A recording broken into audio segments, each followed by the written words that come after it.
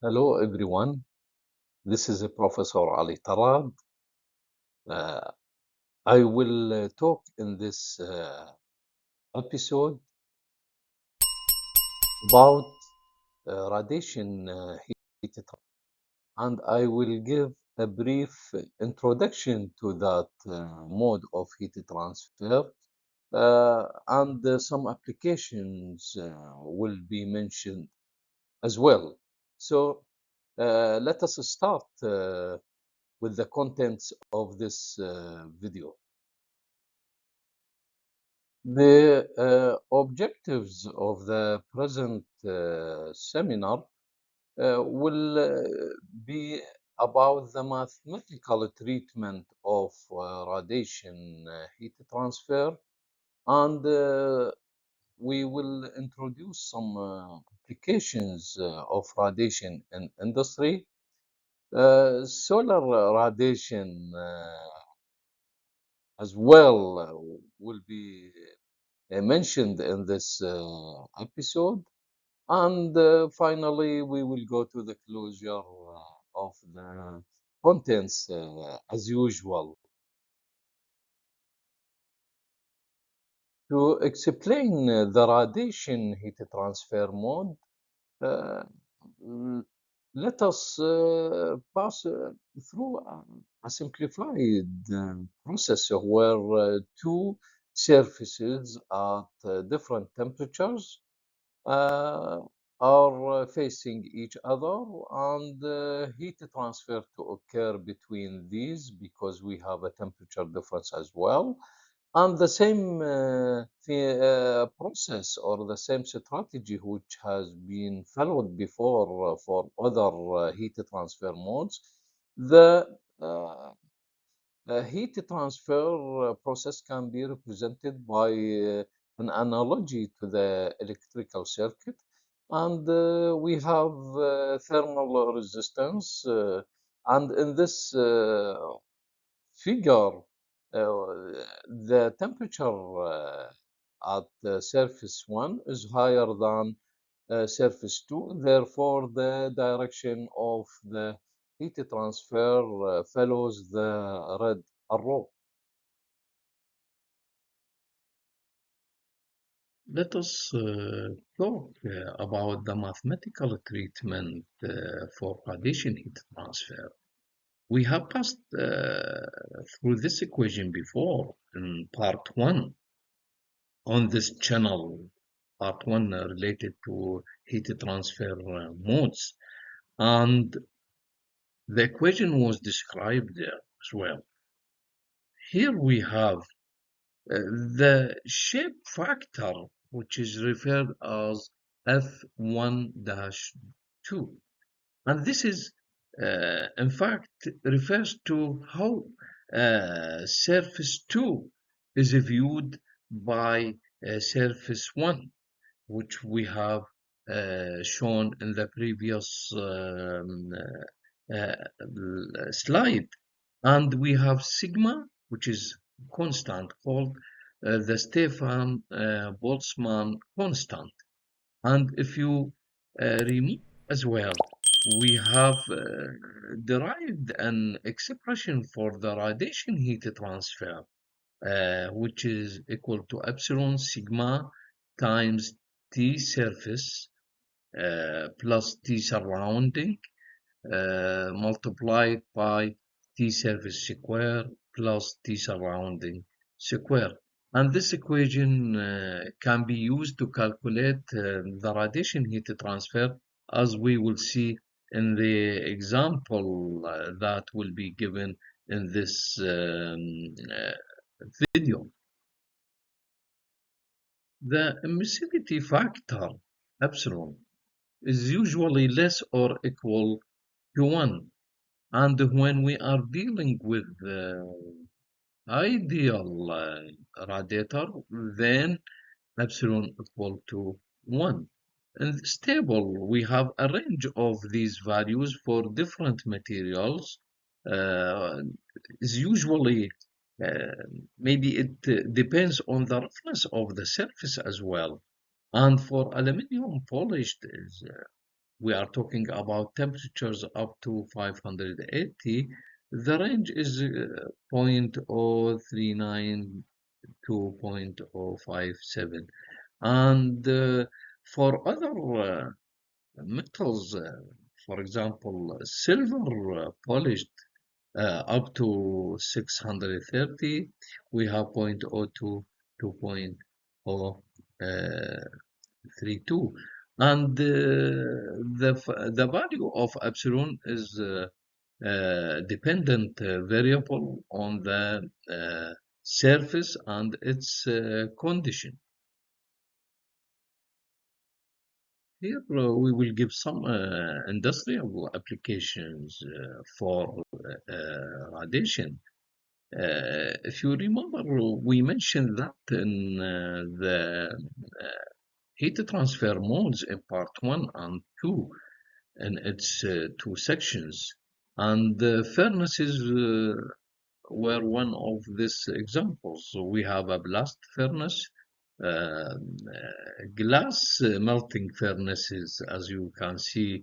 Really, the radiation heat transfer is the predominant there. And we have aluminium melting furnace where heat transfer to the ingot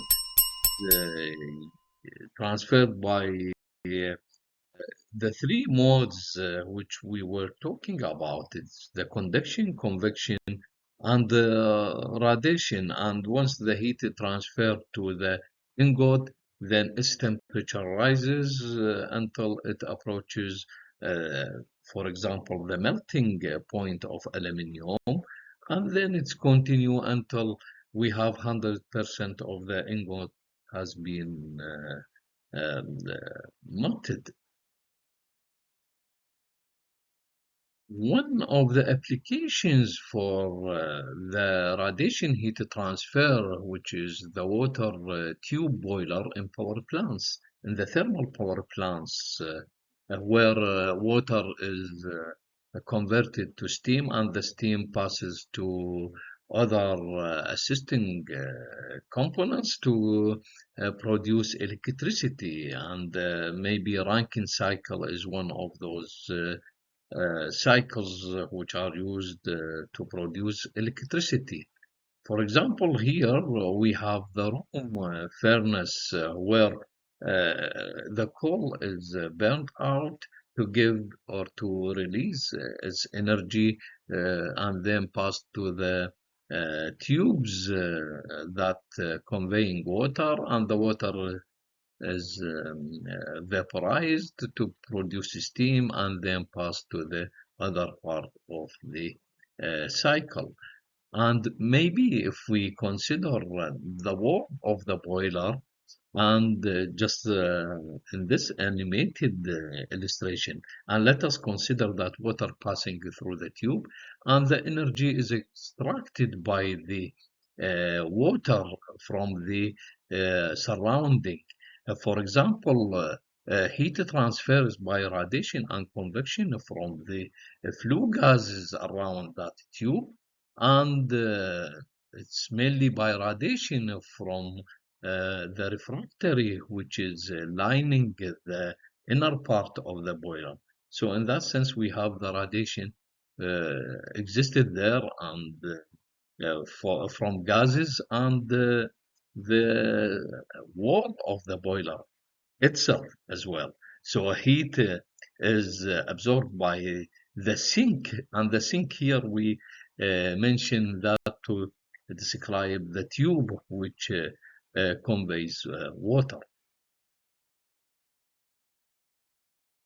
We talked about solar radiation before, and energy that is transmitted to Earth. Earth receives radiation from the sun, and a part of that energy is useful. If you remember, we talked about that for solar energy and how can we can extract energy from the sunlight by a solar panel to produce electricity or to produce hot water for use where we can need it in domestic, governmental establishment, and so on. So this is a solar radiation which is useful for. But don't forget, the solar stroke is also there, so you have to take care uh, of yourself from that and to be away from the direct exposure to the sun, as you can see in this photo.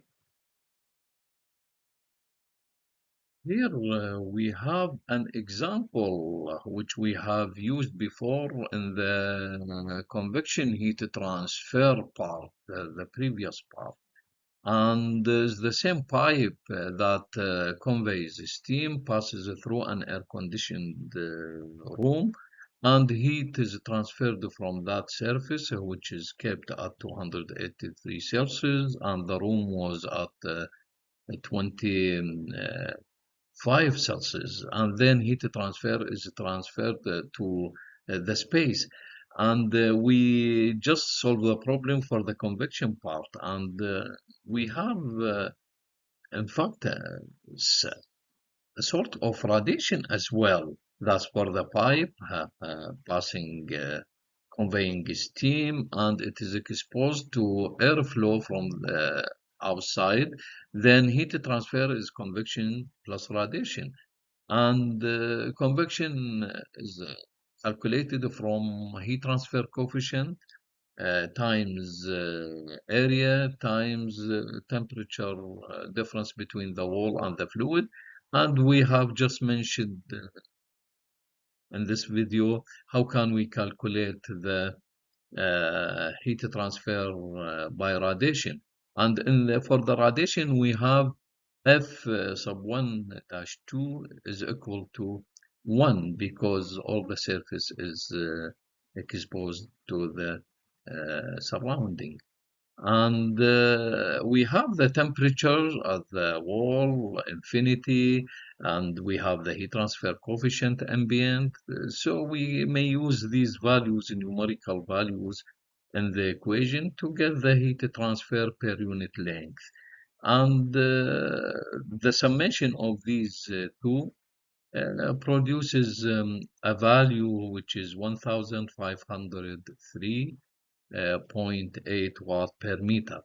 And here it has been mentioned that the tube length is 10 meters. So if we multiply the Q dash by 10, then we will get the heat transfer rate to ambient corresponds to 15.04 kilowatt.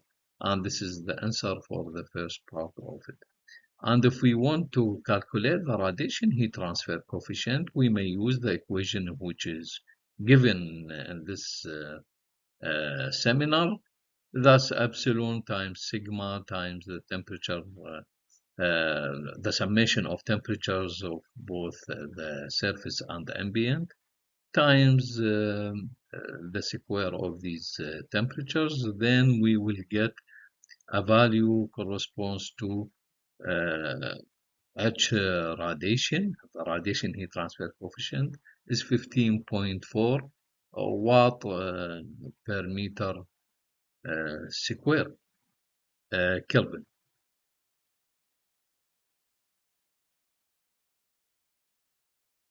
So now we have arrived at the final part of this seminar. It is the closure. Um, as usual, we talked about radiation heat transfer and mode and its treatment in a mathematical expression. We talked about an application in industry. We have mentioned the furnaces. And if you want to know more about its application, please visit my channel, and you will find that in heat transfer modes in two parts. And we have mentioned many industrial application about heat transfer modes, including the radiation mode.